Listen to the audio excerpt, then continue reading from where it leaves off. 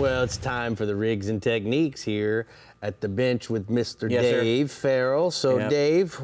Well, we're going to talk a little bit about live bait, and I'm kind of a bass blasphemer because I use a lot of live bait. You know, I like to catch big bass, and so I use a lot of live bait, and it just, you know, it pretty much takes all the guesswork out of it because live bait is always better.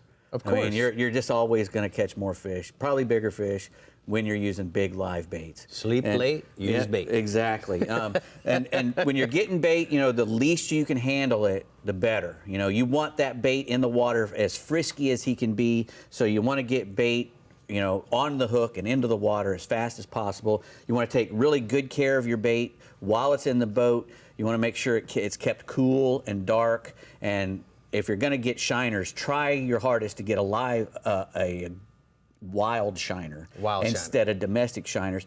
Both of them will work. A domestic shiner will work, but wild shiners are usually bigger, and you can catch bigger fish on them. They're a little more fragile. They don't last as long in the live well, or, you know, sometimes if you don't keep care of them, they can die on you quick if they get too hot. Domestic shiners, you know, they usually raise them in this cold water and they give them to you in cold water. They can last a lot longer. They're usually a lot smaller. They're always a uniform size, however, which when you're getting wild shiners, you can get little ones and big ones. So you have to change the size of your hook sometimes. I have 2 or 3 rigs on my boat, a couple of them with smaller 5/0 hooks and a couple of them with, you know, like 6 and 7/0 hooks for the bigger shiners, because you don't want to have a little tiny 3-inch shiner with a big 7/0 hook sticking out in front of his face. So how are we going to rig? We're going to rig this with a cork? Yeah, well, Noise raking cork? you can either do it. You can either use a cork or free line it, but I like to use a cork just so I can keep an eye on it and know where the bait is relative to the cork, you know. And when you're going to hook a shiner, you always want to, if on a cork, you want to usually put it up from his lower jaw and out his nostril. You can see he's got 2 little nostrils on one on each side, and if it goes through that nostril, it'll make a little click. You'll feel a little click when it goes through that bone.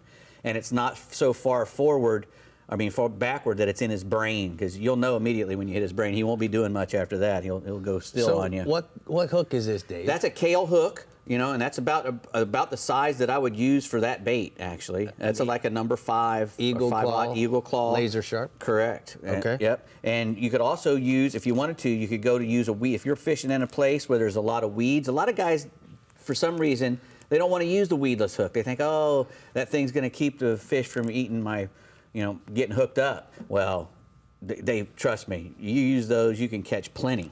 You can catch plenty with those. So with that shiner, also, if you're gonna free line the shiner, you can hook him underneath the tail, you know, or back up on his back. If you hook him back underneath of his tail, he's probably going to start to swim down, and if you hook him up on his upper back, he'll swim up underneath of a hydrilla or lily pads or stuff like that.